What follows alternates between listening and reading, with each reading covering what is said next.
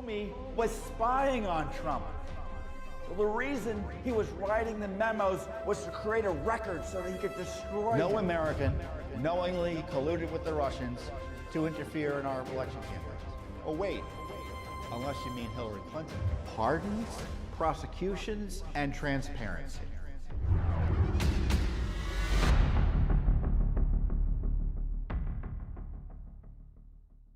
Hey everyone, Judicial Watch President Tom Fitton here with our weekly update here on social media. Thanks for joining us. We took a little break over the holidays, and I hope you had a wonderful Christmas and a happy new year.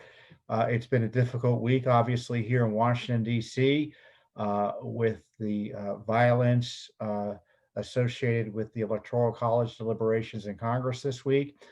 We now officially have an incoming new president, President-elect Biden. So he will be the president on January 20th. So a lot to talk about. We have election investigation updates, and we have other issues to talk about as well. But first up is the outrageous violence that took place on Wednesday. The left is pretending that President Trump incited violence. He didn't incite violence. But let's be clear here. What went on was unacceptable. And I guess you already know that's what I believe, because I'm sure that's what you believe, that violence is unacceptable. And this should not have happened. The security was completely unable to control the crowd. So there are administrative issues there. But there was no reason at all, under law or practically or morally, to attack police and breach those lines. And there were people there intent on insurrection. That's clear. Not everyone, but people were intent on insurrection. When you go in and people were intent on going in to try to stop Congress from performing its constitutional processes, that's insurrection. That is. And it doesn't justify it doesn't mean that we can't have concerns about the election. It doesn't mean that we can't exercise our First Amendment rights to peaceably assemble, but there are rules. Now, unlike the left, I oppose violence. Unlike the left, I oppose all insurrection. I oppose political riots. I oppose riots generally. And the left doesn't believe that, because they've spent the last year or two defending political violence, condoning violence, joking about violence. So there are no apologies necessary from conservatives who have always opposed violence. As I said, the president didn't incite violence. I mean, that's just another smear that they're going to try to use to take out President Trump from the political landscape by trying to impeach him again. I mean, the left is out of control right now. This was an emotional week. I understand that. I mean, the idea that any member of Congress would fear for their immediate personal safety while performing their duties on behalf of the American people is outrageous. It's outrageous. But I was outraged. I'm outraged about that. I was also outraged about the riots in which the White House was being targeted. And the president had to go to his bunker because they were fearful the White House was going to be overrun by the violent BLM Antifa radicals outside the White House. Going back, I was attending the Kavanaugh hearings, and I saw a takeover of the Senate buildings and violence and intimidation and lawlessness around the Kavanaugh hearings. They were trying to overthrow the Senate processes. That was insurrection, I guess, in retrospect, right? Resisting police arrest and refusing to move, and assaulting people attending the hearings or trying to participate in the process. And I warned, I said, I don't understand why that was allowed to take place, and what were they going to do to fix it? Nothing was done to fix it. Over the I suggested, and others did, the president should invoke the Insurrection Act to protect the Capitol. In fact, he took additional action that ended up saving the Capitol. But if the Insurrection Act had been put in place, we probably could have had the security there in place already to make sure that crowd didn't get out of control as it did. And so now the left is using this incident as it was a deadly incident. It led to people dying. A police officer is dead.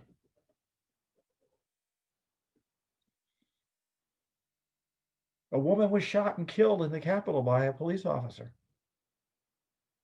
3 other people died. I don't know the circumstances, medical emergencies, but associated with the protest / rioting. I don't know. So 5 people are dead that probably wouldn't otherwise have been dead, but for what happened. That's serious, serious stuff.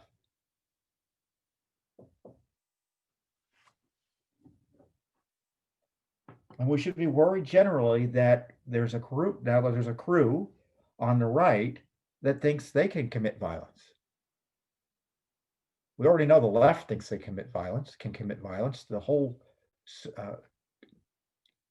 establishment political class, as certainly on the left side of it, has spent their time defending, condoning it, winking at it, literally giving money to the people who were involved in it. So we know that the left doesn't really care about violence when they say, oh, this is the worst thing in the world. It was terrible.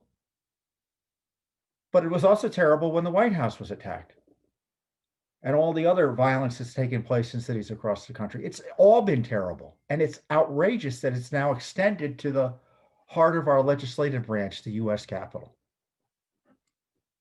So to be clear, I don't think this is to be minimized. I don't think, I'm not overstating it at all.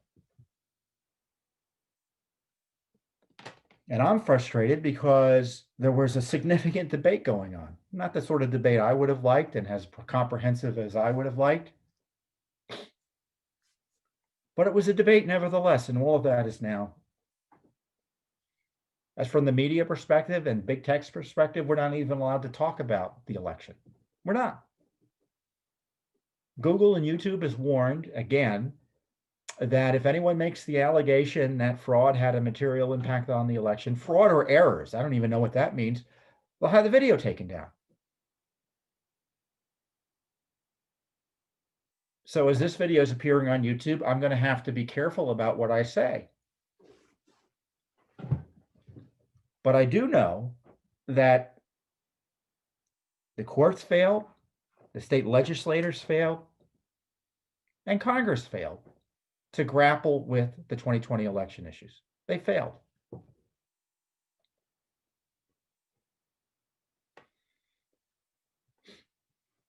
Now, President Biden will be the lawful president of the United States. I know what you're saying. Well, are all these issues about how we got, no, that's, constitutionally speaking, that's water under the bridge because he's going to be the president and the lawful president. Now, whether he has political authority or moral authority, that's true for any president. And I think he probably has diminished moral authority because of the election controversies. Heck, half of the country didn't think President Trump had the right to be a president, and now half of the country is going to think President Biden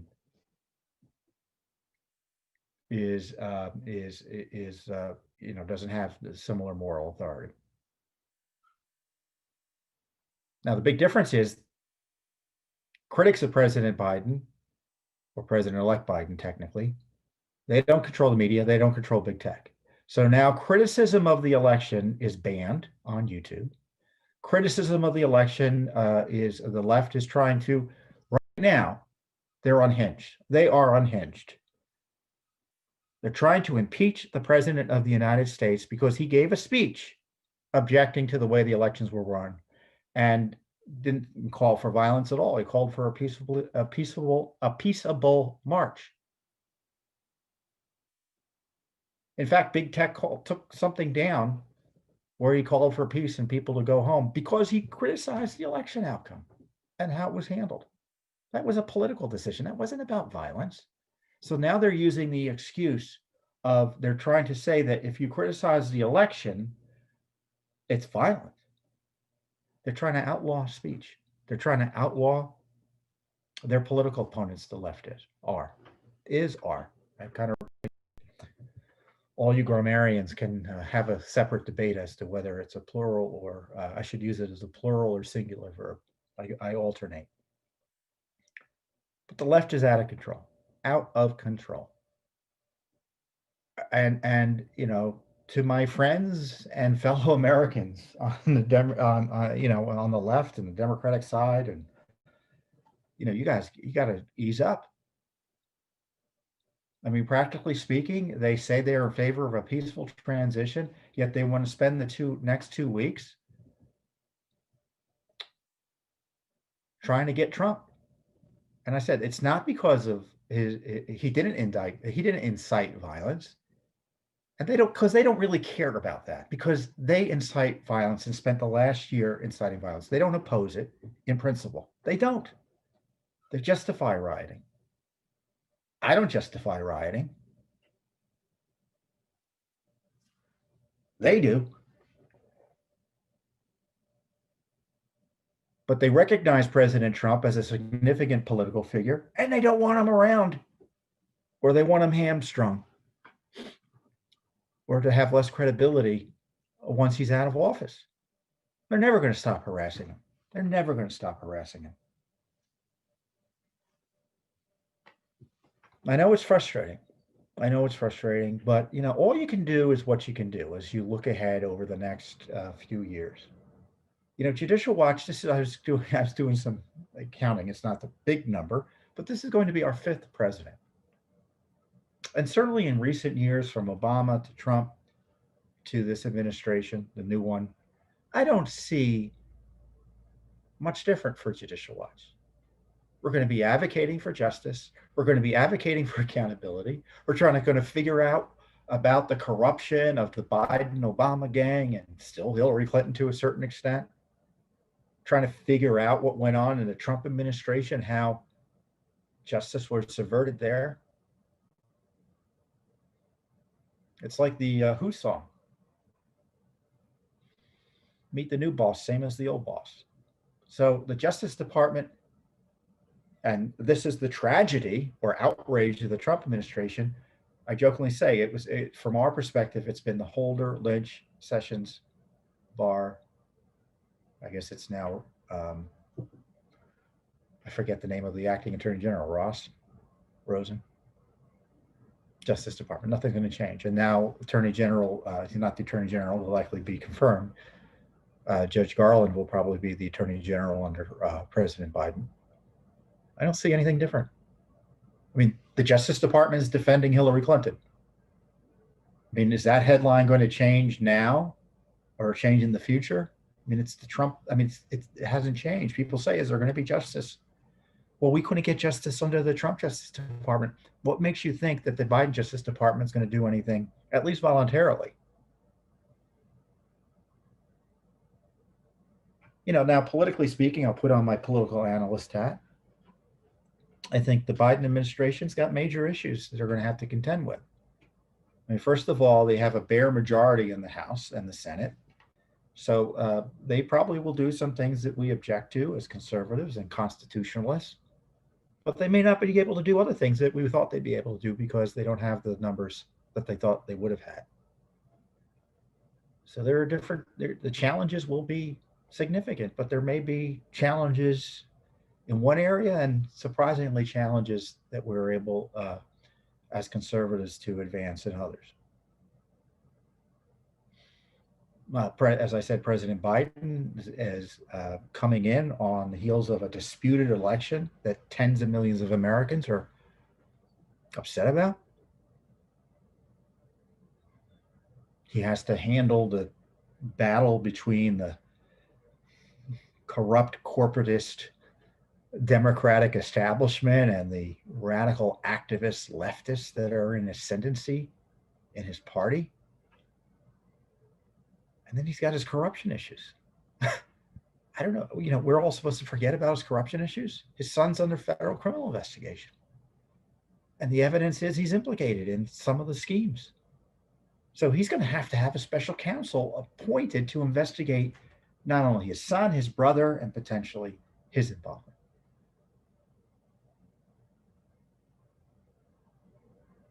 I do think there's going to be a special counsel. I don't see how Judge Garland is going to have any choice but to appoint a special counsel. Now, but it is the left and the rules don't apply. I know the rules apply differently for the left versus the right, or Republicans versus Democrats, et cetera. But you can trust Judicial Watch to hold the Biden administration accountable, as we held the Trump administration accountable, as we held the Obama administration accountable, as we held the Bush administration accountable, as we held the Clinton administration accountable. Because Congress isn't going to do it. The media is completely in the tank for Biden. There are a few good conservative journalists out there who are still doing investigative reporting, but the big media isn't doing it.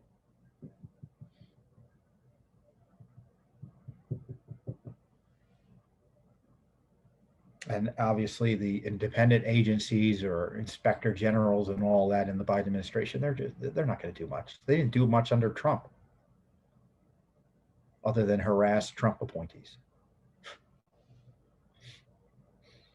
So I'm excited. I'm excited because I know what Judicial Watch has to do. We got work to do. We know what we have to do. We got to hold the government accountable under the law. We've got this wonderful right under our Constitution to petition the government. We're probably going to have to battle and watch our backs as big tech and the left abuse government and private resources to target their political opponents.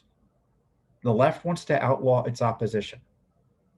I mean, that's probably the most significant challenge we face. Just the ability to operate, to talk. I mean, it wouldn't surprise me if Judicial Watch was taken off all the social media platforms. It wouldn't surprise me at all. And get targeted by government agencies and such. It wouldn't surprise me at all. But I'm confident we've got the support of the American people. I mean, we were around before largely, this whole rise of social media. We'll be around even if it's blocked from us. So we're going to be investigating the Biden scandals. We're going to be investigating the election issue. We've got litigation right now it's ongoing to clean up election rolls. I've been talking about it for 10 years almost. And we've been successful, but more needs to be done. And as you can see, the use of mail-in balloting, which to me is anathema to fair and free elections, it's likely to continue, if not worsen, in terms of the reliance. It's more important than ever that the election rolls be clean. And as long as we're able to do it under law, because I guarantee you the left is going to try to stop us by changing a law that allows us to go into court and require the states clean up the rolls. We're going to do it. We're just going to keep on fighting to clean up the rolls, find out what went on, and figure out why and how the Biden administration is doing what it's doing. Because usually the left operates in a way where major government decision-making is not done. There's the surface reasons for doing it. They're doing it because they love the earth, the environment, or social justice, and all the other rhetoric they use. But usually it's a donor that gets taken care of, or political supporters that get taken care of, and it's not the public interest. Big government, big socialism, and big corruption go hand in hand.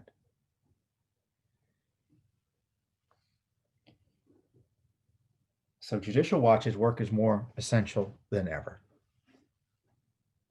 So it's kind of crazy here in Washington right now. The establishment political class is angry at Trump. They never really liked him, so now they're just angry at him because of this violence, falsely tying him to the violence.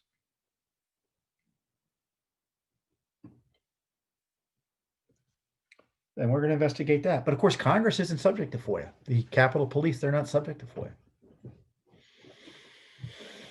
So all the politicians complaining about the violence make themselves immune from investigations about the violence. How do you like them apples, huh? That's the irony of it. So it's kind of a, we got work to do, folks. So I know you're upset. Many of you probably don't like the fact that President Biden's going to be President Biden. But, look, we had a President Obama. It was challenging then. We're going to have actually some of the people who committed the corruption, it looks like, and were involved in the worst corruption scandal in American history are not only coming back, but they're getting promotions under Biden. I mean, Biden himself was involved in it, so he's got promoted by the American people. So we'll see. We're ready to act. We're ready to use the law and use the Constitution to hold the government accountable. And we're the best group to do it. There's no one who does it better than Judicial Watch. No one. So I want to thank you for your support over the years. And those of you who supported us, you have made us, put us in the pole position in terms of accountability for the Biden administration. So we've got lots of other things to talk about in the sense of, I want to give you some update on our election integrity work because the media doesn't want to talk about this.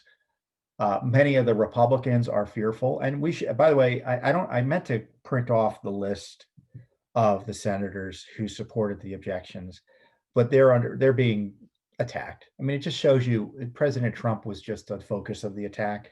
Once he leaves the scene, more or less, they'll just target others. Doesn't matter. It's not principled opposition. It's just they look for people to attack based on for political purposes, which is that's politics in some way. But let's not be naive about it. So now they're focusing on Senator Hawley, who raised objections, and Senator Cruz, who also led objections. Like I said, they're trying to outlaw and make it impossible politically to challenge the incoming presidency. And that ain't American. Does it sound American to you? It's one thing to say, I think you need to be held accountable for this. It's another thing to say you are a criminal for exercising your First Amendment rights, which is what they're saying. It's terrible.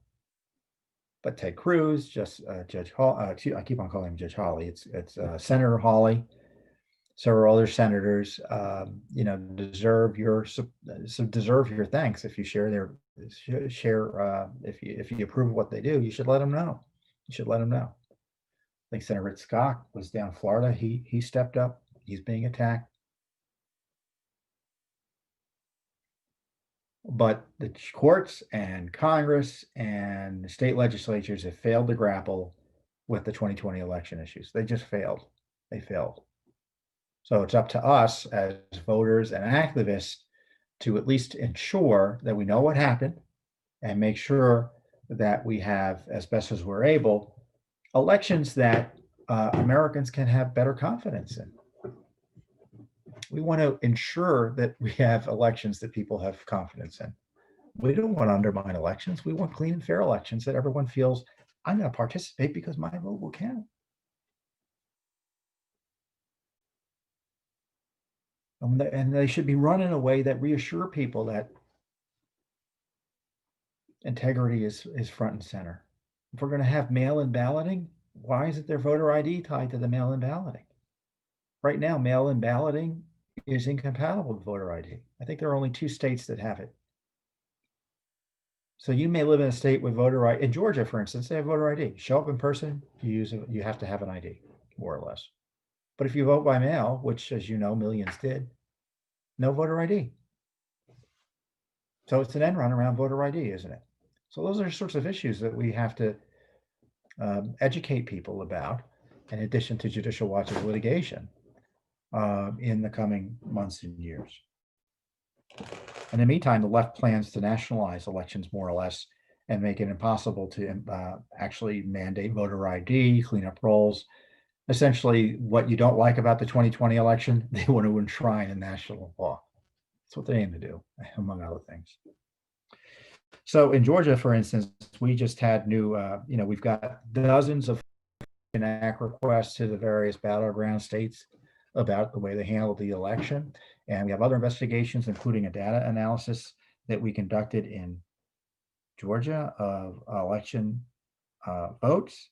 And we found just recently, I guess just this week, we put out that there were over 4,700 Georgia absentee votes tied to non-residential addresses. Well, why is that important? Well, because Georgia law requires citizens registering to vote reside in that place in which such person's habitation is fixed.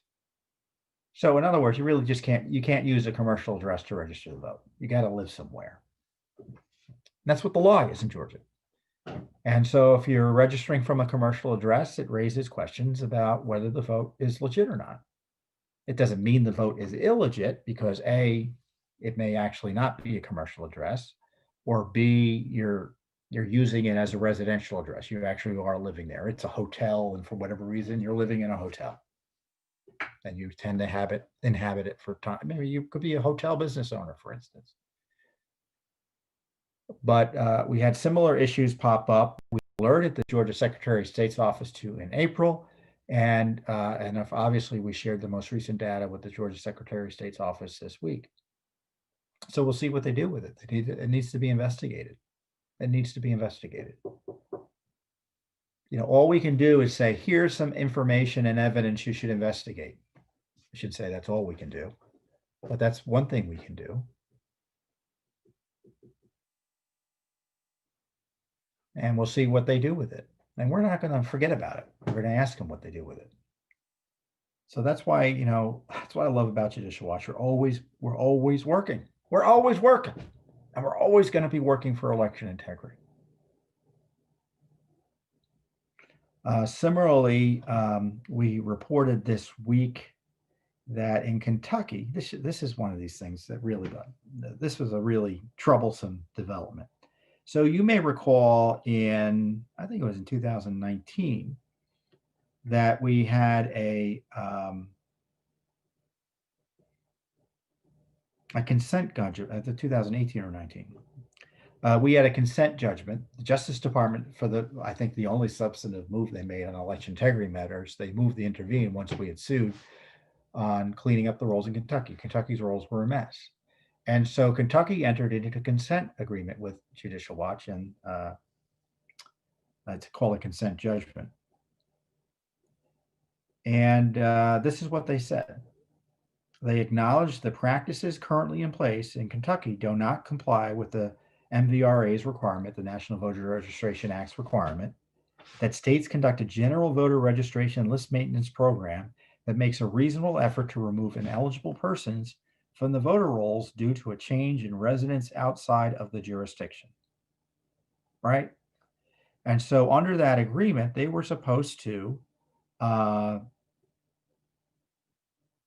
begin sending address notices. I'm paraphrasing or kind of trying to sum up what the agreement would have required. You get the address notice, and if they don't hear from you, they remove your names after a certain period of time.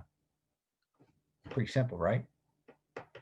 But they didn't timely do that. And the decision to not do that, it looks like, was made by the Secretary of State's office, then controlled by a left-wing Democrat, and a federal judge basically it seemed to me pretty upset, although the judge's ruling doesn't suggest, doesn't say I'm upset, but he extended the agreement out, the consent judgment out, because of the delay. So I'm kind of confusingly describing the issue, but I hope you're following it. I'll read directly from the release. A U.S. District Court for the Eastern District of Kentucky agreed with Judicial Watch that Kentucky's former Democrat Secretary of State, Allison Lundergan Grimes, breached the terms of a consent judgment with Judicial Watch by delaying sending out voter notices, which allowed the names of people who have died or moved away to remain on the Commonwealth's voter rolls. As a result of the breach, the judge in this case extended the judgment beyond its termination date from 2023, October, to March of 2025, which allows it to encompass one additional federal election. Now, Kentucky already is set to remove over 250,000 names from the voter rolls under the terms of the consent judgment. I want to focus on that, because people say, well, you file these lawsuits, what happens with them? Well, this is what happens with them. You get 250,000 names that shouldn't be on the rolls set for removal. In California, it's over, I think, 1.6 million that they're in the process of removing. That's what happens. Sometimes we don't even have to sue for them to clean up the names. Pennsylvania, we warned a county, Allegheny County, that their rolls were dirty. They removed 69,000 names. We didn't have to sue them. So that's what happens.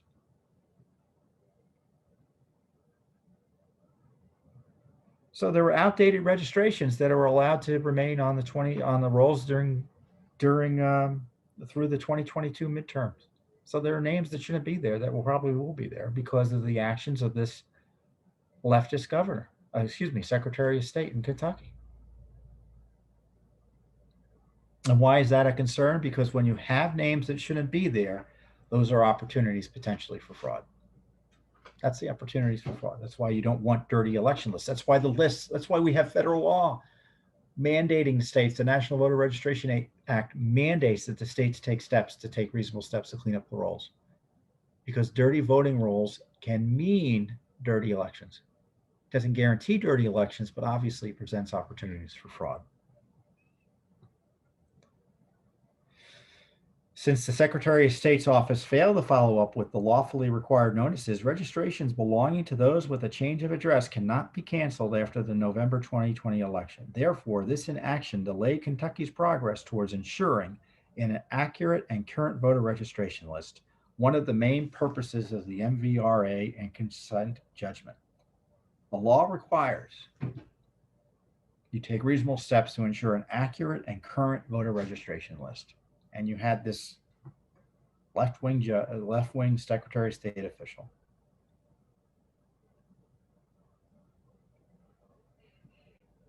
play games to delay the cleanup, and a judge called her out on it.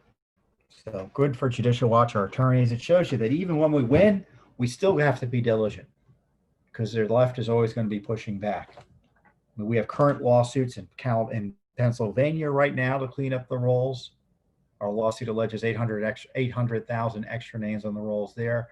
North Carolina, I think almost 1 million extra names on the rolls there. Colorado is a mess as well. We have a lawsuit there. We'll probably file more lawsuits.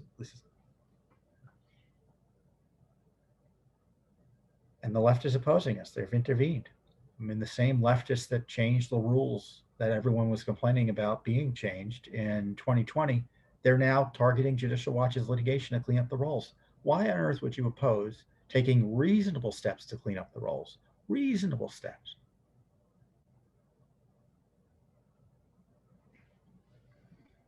I think you know the answer to that, don't you? They oppose cleaning up the rolls, voter fraud, citizenship verification, anything sensible to make sure that elections are freer and fair and secure. So this work obviously is going to be more, as I said earlier, more invaluable as time goes on. You know, as I write in my update this week,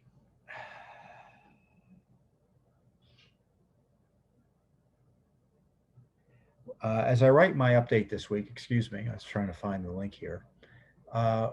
We need a Judicial Watch just to investigate the COVID crisis, the corruption and accountability issues around the COVID lockdowns and the spending of government money, which is frankly without precedent in American history. But in this case, so accordingly, we have been doing a lot of work there. And we were able to extract 848 pages of documents about a California government deal worth $800 billion, actually, for face masks from a Chinese company. Yes, a Chinese company.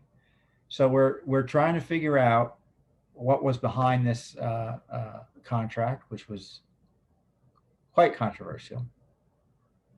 So the documents are pretty interesting. You know, the company, the Chinese communist-linked company, is BYD.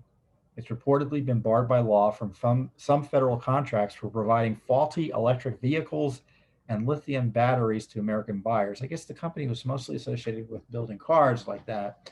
And then they've kind of, like big companies, they've expanded into face masks. And these are, I guess, these N95 type face masks. The documents reveal that the Office of Emergency Services Assistant Chief Counsel in California admits that they deviated from the normal procurement process for this contract. Additionally, in the contract between the Office of Emergency Services and BYD, BYD, as I said, uses a different name. And BID provides no liability or warranty for the masks if they are faulty. How do you like that?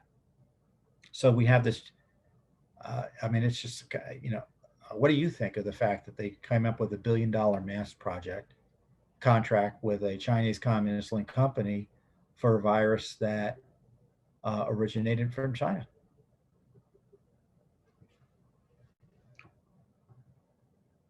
The records include an April 7th, 2020 email from the Office of Emergency Service Assistant Chief Counsel Jennifer Bollinger to Oscar Sue, Senior Director of BYD America, in which Bollinger states, our normal procurement process has been deviated from given the exigency of the situation. In an April 6, 2020 email, Stella Liu, the president of BYD Motors, the guarantor of the mask, tells the director of the California government agency at issue here that they should open champagne tomorrow morning at our conference call when they were finalized the purchase by California of the $1 billion of the mask. In an amendment to the master agreement, BYD had to refund $247 million to California, the $495 million down payment they had received, apparently because they weren't able to meet the deadline for receiving certification for their N95 masks.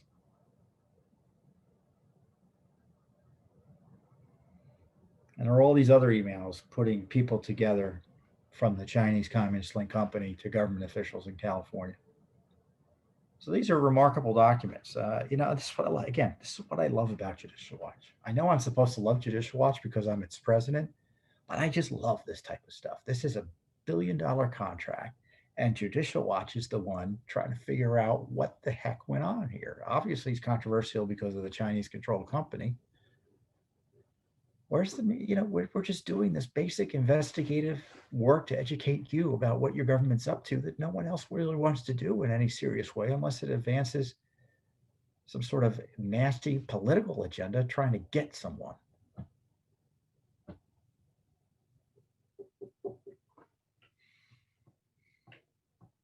I'm saying all journalists don't do, I'm not going to, there's no caveat necessarily. I mean, some journalists still do good work who are left liberal, but institutionally, the left media is completely unreliable on basic issues of investigative journalism. And any exceptions, frankly, prove the rule. So I encourage you to go and read and review all the documents we've uncovered, because the media won't tell you about them, because it's inconvenient, because the leftists controlling California don't want to be held accountable for their dealings with the Chinese Communist Company over this big mask contract. It's a fascinating read, some of these documents, so I encourage you to go and look at them directly. So separately, speaking of California, we've had 2 lawsuits challenging two legal requirements in California. There was a first case, we filed a lawsuit in September 2020 against to prevent California, it's a taxpayer lawsuit, from enforcing a bill which requires that boards of directors of California-based publicly held domestic or foreign corporations satisfy racial, ethnic, sexual preference, and transgender status quotas by the end of the 2021 calendar year. So it was a quota bill. And there's another case we followed up on because they added a gender quota bill on top of it.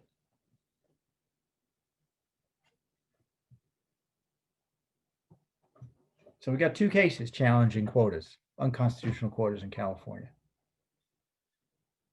And so now they're trying to nationalize it, the left, the institutional left, through NASDAQ. NASDAQ is a place where you are able to buy stocks. It's the NASDAQ exchange. You know about it, right? And NASDAQ is requiring corporations who are listed on their exchange to require a self-identifying female and self-identifying member of a certain listed racial backgrounds. I mean, that what does that mean? If you're a male who self-identifies as a female, or does that count? I don't know. And we've had these controversies with people identifying as races that they seemingly at first glance don't belong to. That's just, the absurdity of it is just something that is interesting. But of course, it's illegal. So I'm cutting myself off. So the proposed rule would require at least one female, let's cut to the chase, and one member of minority demographics to be on the board. And if they're not on the board of the listed company, there has to be an explanation. Now, in order for that rule to take place, they need approval from the Securities Exchange Commission. And the Securities Exchange Commission gave the public an opportunity for notice and comment. And Judicial Watch, on behalf of you, our supporters, filed an objection. We said it violated the equal protection laws under the Fifth Amendment's Due Process Clause. This is the quote: "At the heart of the Constitution's guarantee of equal protection lies the simple command that the government must treat citizens as individuals, not as simply components of racial, religious, sexual, or national class." And as I said, racial and gender quotas are brazenly unconstitutional, and NASDAQ's proposed rule must be rejected by the Securities Exchange Commission. And Judicial Watch, as I said, suing over similar quota mandates in California. And one can expect more litigation if this proposal moves forward. So you can go and read the full letter, and you can see why I guess it did. I mean, I hope I don't have to explain to you why racial discrimination is illegal under the Constitution and federal law, right? I mean, you think the left opposes racial discrimination? They don't. They want to engage in it. They want to engage in it. They're trying to do it right now in California and right in NASDAQ. And Judicial Watch seems to be the only organization who's willing to take them on. Businesses are afraid to talk about this. Businesses already have informal quota systems. They're never going to admit that they're quotas, but whenever you hear diversity, which is fine as a word, but it's usually implemented through quotas, or too often implemented through quota systems, which are illegal. You can't make decisions. You can't hire someone because of their race, or at least that's not what the law is supposed to allow. But here they want to mandate that. I mean, this racialism is something that we've got to stop, both legally and politically and culturally. It's something that we've got to battle. And Judicial Watch is going to court over it. So a lot going on. We have had we can talk about the Trump administration later in a future update. But it's been a significant and consequential administration. I think it's been one of the most consequential presidential administrations, at least in the modern era. And President Trump has been terribly victimized. His civil rights have been abused. He's been a victim of a crime, as far as I'm concerned, in terms of spying and such.